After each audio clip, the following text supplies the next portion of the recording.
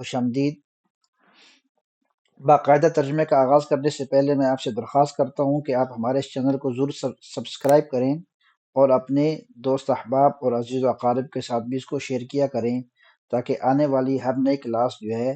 وہ سب تک پہنچ سکے اور قرآن شریف کو سمجھنے اور اس پر عمل کرنے کے اس عمل میں ہم سب جڑ سکیں۔ اللہ رب العزت عمل کی توفیق عطا فرمائے۔ اعوذ باللہ من الشیطان الرجیم۔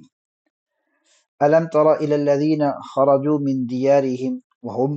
ألوف حذر الموت۔ ألم تر کہ آپ نہیں دیکھتے إلى الذين خرجوا ان لوگوں کی طرف جو نکلے من دیارہم اپنے گھروں سے، وهم ألوف وہ نکلے اس حال میں کہ وہ تھے ہزاروں کی تعداد میں، حذر الموت وہ نکلے اپنے گھروں سے موت کے ڈر سے۔ فقال لهم اللہ موتوا تو اللہ رب العزت نے یہ حکم دے دیا ان کو کہ موتوا کہ تم سب مر جاؤ، ثم احیاہم پھر ان کو زندہ فرمایا۔ ان اللہ لذو فضل علی الناس ولکن اکثر الناس لا یشکرون بے شک اللہ رب العزت جو ہیں وہ بہت مہربانیاں کرنے والے ہیں لوگوں پر، لیکن زیادہ تر لوگ جو ہے وہ شکر ادا نہیں کرتے۔ اس آیت کے اندر یوں تو یہاں سے اب جہاد کی ترغیب کی بات چل رہی ہے، لیکن جہاد کی ترغیب سے پہلے منافقین اور ان لوگوں کا حال جن کے ایمان بہت کمزور درجے کے تھے اور جو جہاد کے اندر باقاعدہ نکلنے سے ڈرتے تھے، موت کے خوف سے نہیں نکلتے تھے، تو ان کے بارے میں یہ ان کو ترغیب دی گئی ہے کہ بھئی موت جو ہے وہ تو آنی ہی آنی ہے۔ اگر تم گھروں میں بیٹھے رہو گے تو پھر بھی جب اللہ رب العزت کا حکم آ جائے گا تو موت تو آ جائے گی۔ اور یہاں پر جو یہ واقعہ ذکر ہوا ہے، بعض محققین کا کہنا ہے کہ بنو اسرائیل کے اندر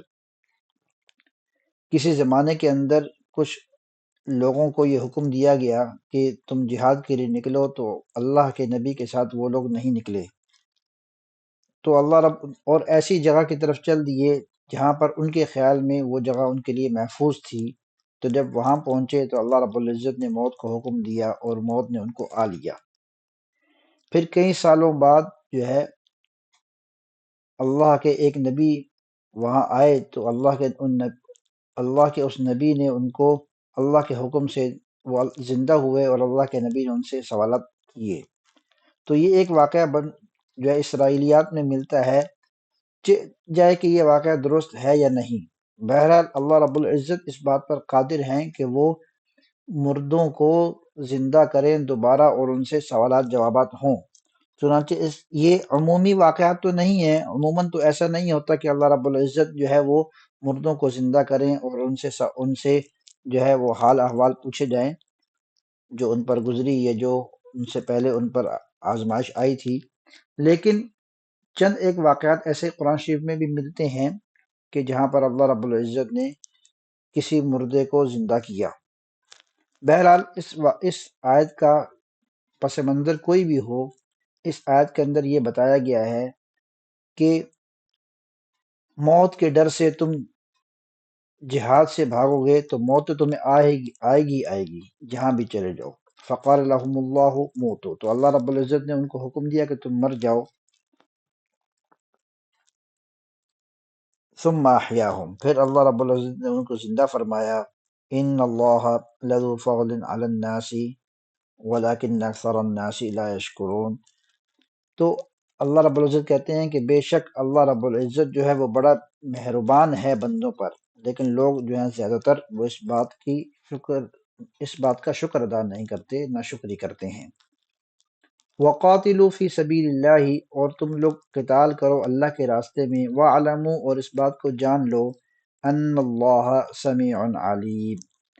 کہ بے شک اللہ رب العزت جو ہیں وہ خوب سننے والے بھی ہیں اور خوب جانتے بھی ہیں۔ من ذا الذی یقرض اللہ قرضا حسنا کون ہے جو اللہ رب العزت کو قرضہ دے گا، قرضا حسنا اچھا قرض، فیضاعفہ لہ اضعافا کثیرہ پھر اللہ رب العزت اس کو اس شخص کے بہتری کے لیے یا اس شخص کے مفاد کے لیے اضعافا کثیرہ کئی گنا بڑھا دے۔ واللہ یقبض ویبسط اور اللہ رب العزت جو ہے وہ تنگی بھی لاتے ہیں اور فراخی بھی لاتے ہیں، یعنی مال میں وسعت ہونا اور مال میں تنگی ہو جانا یہ اللہ رب العزت ہی کی طرف سے ہے۔ وَإِلَيْهِ تُرْجَعُونَ، اور تم سب کو بھی اسی کی طرف لوٹنا ہے۔ أَلَمْ تَرَ إِلَى الْمَلَإِ مِنْ بَنِي إِسْرَائِيلَ مِنْ بَعْدِ مُوسَىٰ، کیا آپ نے نہیں دیکھا اس قوم کی طرف، ملا قبیلے کو کہتے ہیں، قوم کو کہتے ہیں، گروہ کو کہتے ہیں،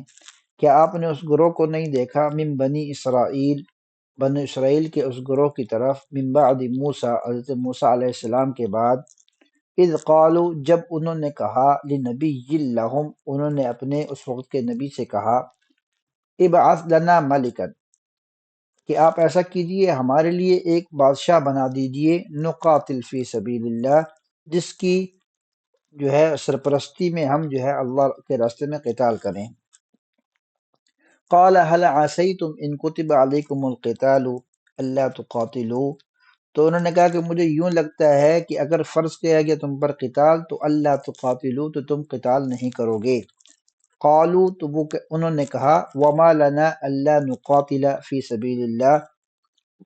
اور ہمیں کیا ہوا ہے کہ ہم اللہ کے راستے میں قتال نہیں کریں، وقد اخرجنا من دیارنا، جبکہ ہمیں نکالا گیا ہے یعنی قتال کے لیے ہی، من دیارنا، اپنے گھروں سے، یعنی ہم جو ہے در بدر ہوئے ہیں قتال کے لیے، تو اب یہاں جب پہنچ کر جب ہم پر کوئی سرپرست بادشاہ کوئی بنا دیا جائے گا تو پھر ہم اس کی سرپرستی میں قتال کیوں نہیں کریں گے۔ من دیارنا و ابنائنا، ہمیں نکال دیا گیا ہے ہمارے گھروں سے اور ہمارے اولاد کے پاس سے۔ فلما کتب علیہم القتال، پس جب ان پر قتال فرض کیا گیا یا جنگ کا وقت آ پہنچا، تولوا الا قلیلا منہم، تو وہ سب جو ہے وہ منہ پھیر کر پیٹھ پھیر گئے، الا قلیلا منہم، مگر یہ کہ ان میں سے بہت تھوڑے ایسے تھے جو وہاں پر ثابت قدم رہے۔ واللہ علیم بالظالمین، اور بے شک اللہ رب العزت ظالموں کو خوب جانتے ہیں۔ وقال لهم نبیہم، اور ان کے نبی نے ان سے کہا، ان اللہ قد بعث لکم طالوت ملکا، کہ اللہ رب العزت نے تمہارے لیے طالوت علیہ السلام کو تمہارا بادشاہ بنا کر بھیجا ہے۔ قالوا، تو وہ کہنے لگے، انا یکون له الملک علینا ونحن احق بالملک منہ، کہ کیسے یہ ہو سکتا ہے کہ وہ ہم پر بادشاہ بن جائے جبکہ ہم اس سے زیادہ حقدار ہیں اس بات کی کہ ہم بادشاہ بنیں۔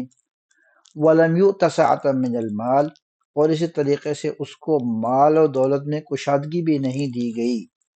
تو مال و دولت میں کشادگی نہ ہونے کے باوجود وہ کیسے ہم پر بادشاہ بن سکتا ہے جبکہ ہم جو ہیں اس سے زیادہ حقدار ہیں اس چیز کے کہ ہم بادشاہ بنیں۔ قال ان اللہ اصطفاہ علیکم، تو اللہ رب العزت نے ان دونوں جو ہے وہ دونوں دلیلوں کا جواب دیا، جو ایک تو یہ تھی کہ نحن احق بالملک منہ، تو اللہ رب العزت نے فرمایا کہ ان اللہ اصطفاہ علیکم، کہ یاد رکھو کہ یہ بادشاہت کا آنا یا جانا یہ کسی کے اس وجہ سے کہ وہ زیادہ حقدار ہے بادشاہت کا یہ نہیں ہوتا، بلکہ اللہ رب العزت جس کو چاہے یہ نوازیں۔ تو ان اللہ اصطفاہ علیکم، تو یہاں پر اللہ رب العزت نے ان کو چن لیا ہے اس کام کے لیے تمہارے اوپر۔ وزادہ بسطۃ فی العلم والجسم، اور اللہ رب العزت نے اس کو دی ہے وسعت علم کے اندر بھی اور جسم کے اندر بھی۔ واللہ یؤتی ملکہ من یشاء، اور ان دونوں باتوں کو چھوڑو، تم یہ دیکھو کہ اللہ رب العزت جو ہے وہ عطا کرتے ہیں اپنا ملک من یشاء، جس کو وہ چاہیں، تو کوئی ان پر اپنی رائے کو فرض نہیں کر سکتا۔ واللہ واسع علیم، اور بے شک اللہ رب العزت بہت وسیع ہیں، احاطہ کی ہر چیز پر واسع ہیں اور علیم اور ہر چیز کا علم رکھنے والے ہیں۔ وقال لهم نبیہم ان آیت ملکہ ان یأتیکم التابوت فیہ سکینۃ من ربکم وبقیۃ مما ترک آل موسیٰ وآل ہارون تحملہ الملائکہ، تو اللہ کے ان نبی نے ان کو بتایا، ان آیت ملکی ہی، کہ حضرت طالوت کے بادشاہ بننے کی نشانی یہ ہوگی ان یأتیکم التابوت کہ تمہارے پاس وہ تابوت لایا جائے گا، فیہ سکینت جس میں سکینت کا سامان بھی ہے، من ربکم تمہارے رب کی طرف سے، وبقیت مما ترک آل موسیٰ و آل ہارون آل موسیٰ اور آل ہارون کے جو بقایا جات تھے، جو ان کی باقی ماندہ چیزیں تھیں وہ بھی اس میں رکھی ہوئی ہیں اس تابوت کے اندر، تحملہ الملائکہ اور وہ تابوت لایا جائے گا تمہارے پاس، اس کو اٹھا کر لائیں گے فرشتے، ان فی ذلک لآیۃ لکم ان کنتم مؤمنین تو پس اس کے اندر نشانی ہے تمہارے لیے اگر تم مومن ہو۔ صدق اللہ العظیم، صلی اللہ تعالی علی خیر خلق محمد وعلی آلہ واصحابہ اجمعین۔